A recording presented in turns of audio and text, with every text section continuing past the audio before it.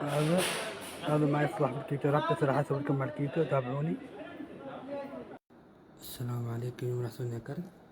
الكيتو راح يكون معانا علبتين ب80 كاكاو، راح نذوبهم داخل الميكروويف، نكسرهم نخليهم هنا داخل الميكروويف، نضيف عليهم ملعقتين جوز الهند، وعندنا هنا الزبدة، زبدة الفول السوداني، الكريمة والسكر. أول شي مكونات راح نفتت هذا، نخلي فوقه السكر، ونخلي فوقه الزيت، ونخليه داخل الميكروويف. بعد ما فتيناه نخلي الزيت جوز الهند، ونخلي ملعقتين كبار سكر. الحين راح ندخل الميكروويف.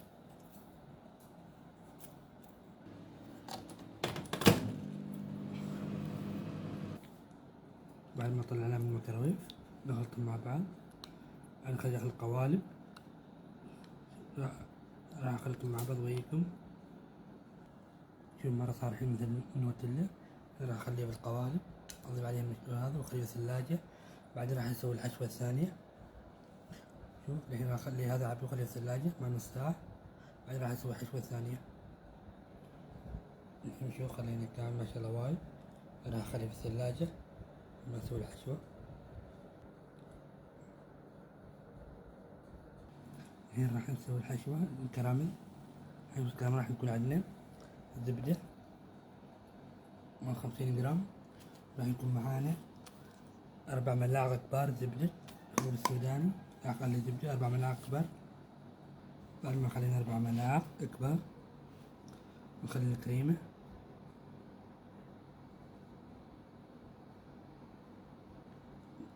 فنجان واحد. أول شي راح أخلطهم مع بعض لما يعطينا القوام الكراميل.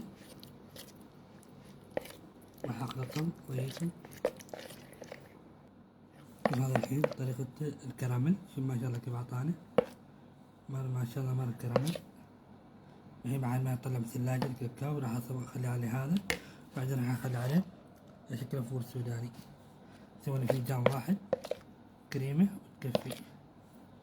4 ملاعق زبدة الفول السوداني، 50 جرام زبدة. شوف ما صار القوام كراميل. راح اسوي عليه ضرب واحد سكر سيفيانة، اختيار اذا حبيت تضيف عادي، ما حبيت تضيف رايكم.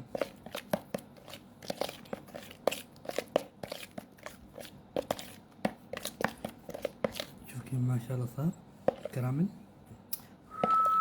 كيف كرم ما شاء الله كيف. هذا الحين بعد ما طلعناه من الثلاجة راح نخلي كريم الكراميل. بعدين نخلي شوف الكريم الكراميل اوزعه كامل بدون ما ادير عليه وياكم. بعدين نخلي الفول السوداني. بعدين الطبقة الثانية راح اخلي نفس الشي بعد الكاكاو واخليه في الثلاجة. بعد ما خلينا الكراميل وهذا راح اخلي مكسرات وهذا الفول السوداني. بعدين راح نخلي الكاكاو مرة ثانية فوق ونخليه في الثلاجة. بعد ما سوينا الفول السوداني راح اخلي الكاكاو، بعدين راح اخليه في الثلاجة. وهذا عاد النهاية راح اخليه في الثلاجة بعد ساعة ساعتين.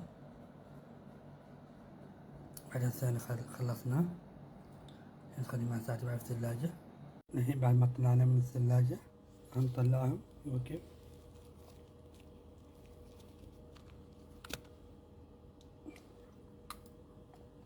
كيف ما شاء الله الطعم، يوه قنبلة ما شاء الله. اوكي ما شاء الله استوى. هذا على النوع الثاني. شوف صراحة هذا الكيتو ما في حرمان.